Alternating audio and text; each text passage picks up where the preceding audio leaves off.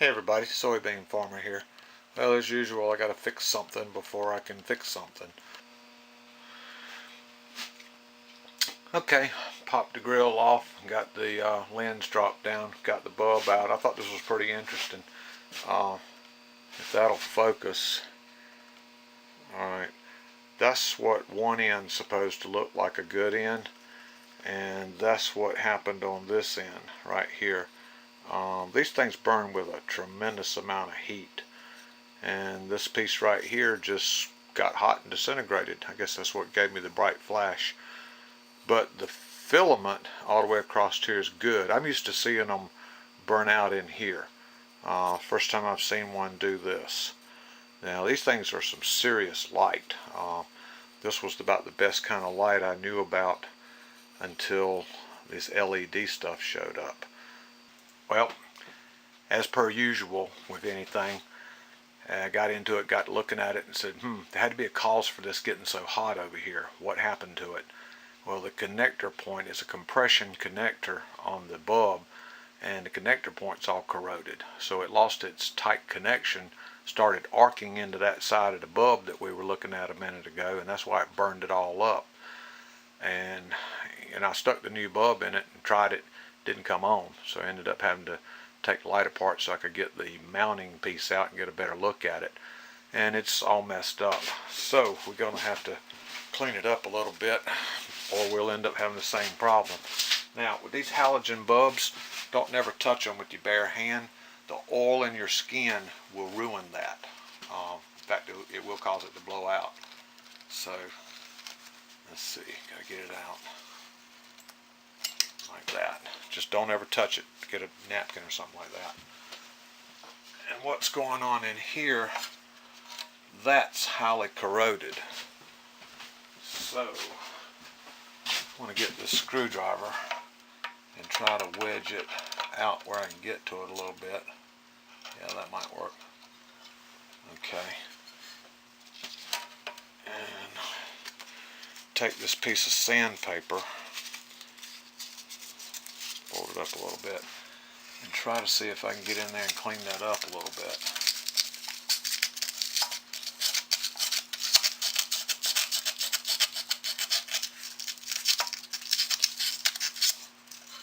Get it back to, I think it was brass, I'm not sure, but if I can get it back clean. I could go in the house and get one of my wife's emery boards. That'd be the perfect tool for this, but she's proud of those emery boards, so I'll leave those alone. I need to, sometime when I'm thinking of it and I see those things somewhere, I need to buy me a couple of them and just put them in the toolbox out here. And then I'd have them. Yeah, that's starting to clean up. It's just tedious with this sandpaper.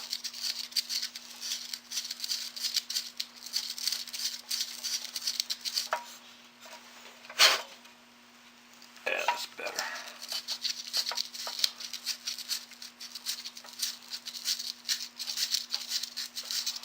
I got 3 projects that I'm weighing heavy on my mind, and I need this work light because with my part-time job, like I got home tonight at 7 p.m.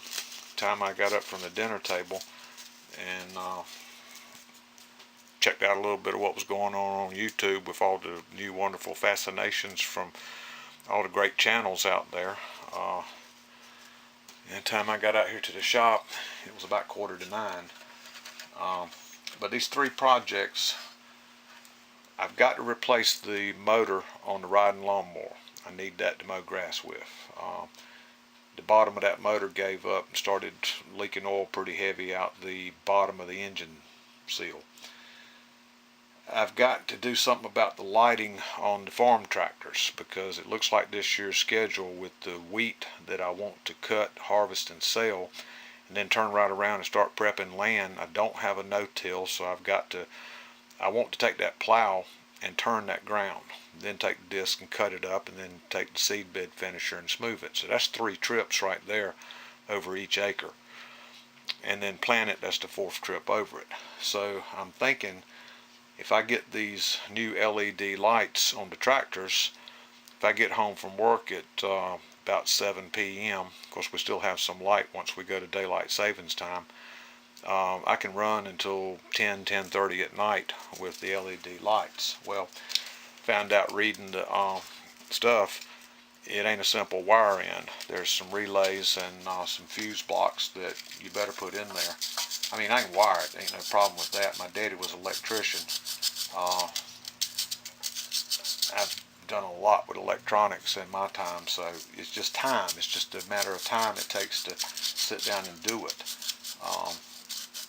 And then there's a third project, and I've got most of the materials already laid in a pile. I want to try something different with soybean planting this year. I have never put down a pre-emergent, and I've been talking to a couple of farmers about it. There's one called Valor, one called Prefix. There's a third one, and I can't remember the name of it right now. But I want to build a spray boom to put on the back of the grain drill. I've been planting with a grain drill for 16 years, headed into my 17th year of it. I laughed so hard that night. The fellow was talking about he wanted to sell his grain drill because, as far as he was concerned, it was nothing more than a controlled spill. I laughed. I said, yes, spilling them beans out there in straight little lines. But with a planter, a true planter, where you've got the indexing plates, Bandit Farmer has an impressive collection of those indexing plates. But you're depositing a seed precisely every so many inches, depending on the indexing plate, the gear ratio, and of course the speed of the tractor. It's a lot more efficient use of seed.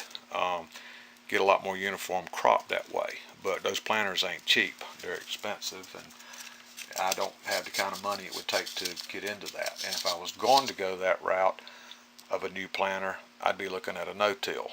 And the cheapest no-till I have run across for a little 7-foot wide tiny miniature thing was about $14,000, and it was used and needed a bunch of work on it.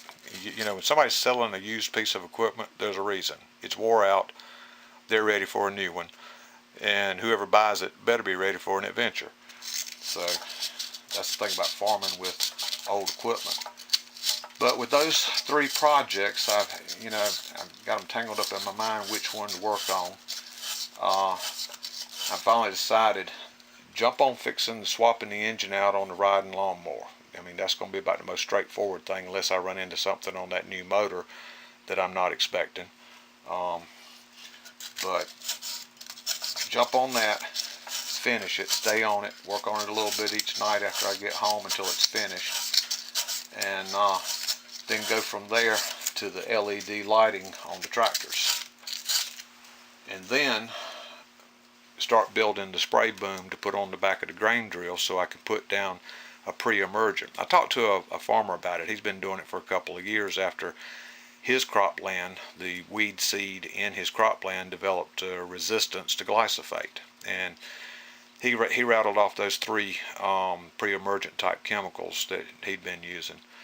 And he said if you put your spray boom about 3 feet behind your planter and do not disturb the ground after you do it, you'll have about 8 good weeks of weed pre-emergent control. He said your bean seed will come on up through it because the labeled products that I'm talking about telling you to use won't affect the bean plant coming up through it. And if you can get a head start on your bean plants and get them on up to 6 to 8 inches before your weeds start coming up in it, then you can go with your glyphosate tank mix. Now, I found a product 2 years ago called FlexStar, and I've been adding that into the glyphosate tank mix and got really good results with it. But by the time I could get out there and actually spray the beans without hurting the beans, the weeds were kind of ahead of what, they were a little bit bigger and a little bit taller and a little bit stronger than what the glyphosate and the FlexStar was really designed to attack. So I'm hoping with this pre-emergent that the beans will be up to the point where the glyphosate and the FlexStar won't stun them and hurt them. And then I'll be able to make the applications with glyphosate with Flexstar mixed into the tank, knock the weeds down, and get a decent bean crop this year. For the last 3 years, the weeds have won the battle. Well, I tried 3 times to get back up in here with that regular Phillips head screwdriver, and the screw'd fall out.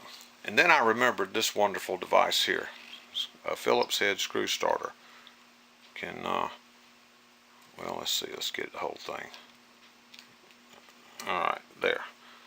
I've got the screw and the washer trapped now on the screw starter. Now I can reach back up in there and start the screw. Nice having tools, just even better when you remember you have them and you can pick them up and use them.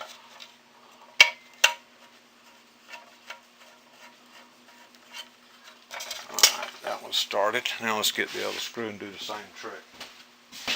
And power tools are really nice. Let's see, get in there with that. Oops, wrong way.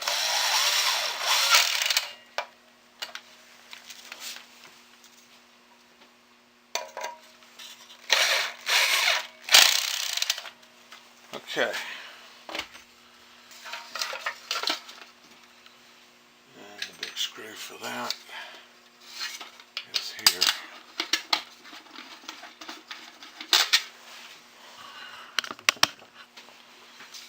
More power tools.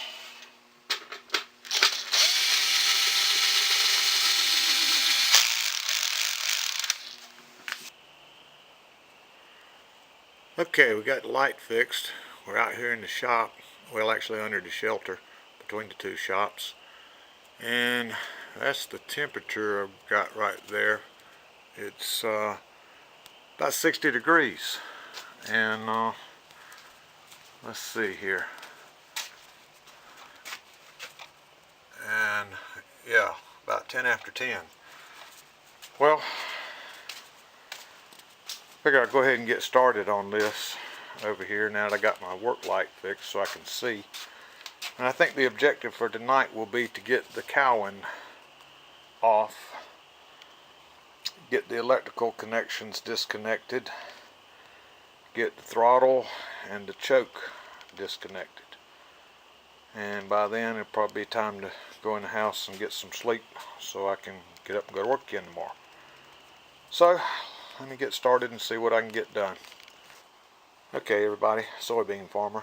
Went out here and jumped on starting to get this motor off this lawnmower, and I got the cowing off and set it over here out of the way, and that freed up the workspace here for getting down to getting the motor off, and thinking it through about the peripheral parts off this motor that got to be reused. It's a twin cylinder, so there's 2 exhaust headers. I was thinking about those 4 bolts and wondering how rusted and rough they were going to be to get out. So I went ahead and jumped on them. 2 of them were stuck and they were fun. The other 2 came right out. It was great. And then of course once they were loose I could slide the muffler out. The muffler was sitting right in that area there. And got it over here on the table. So I got that much done tonight. Nice work light. And let me show you something over here. If you ever tear one of these down, the first one of these exhaust headers that you get off of there, you better write left or right, whichever one. Let me see if I can get the camera over here. If you look at that, you're going to see a difference. I'll go ahead and show you what it is. Look, from here to here, and then from here to here. This one's shorter. The right side, well, people that know motors, they know why that is. The left side cylinder sits a little bit higher than the right side. So if I was to have not marked these like I did, right, left, and right on them, and I know that's standing in front of the machine looking back at the machine, I would have had a good time wondering why things were a little bit funky when I went to put it back together.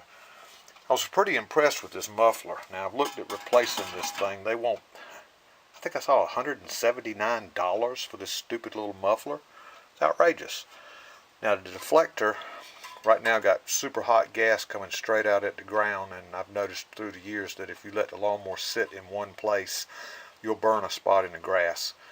So I'm going to take these 4 screws out, go find me another deflector, and probably end up brazing me a 90-degree pipe, running that hot gas straight out towards the front.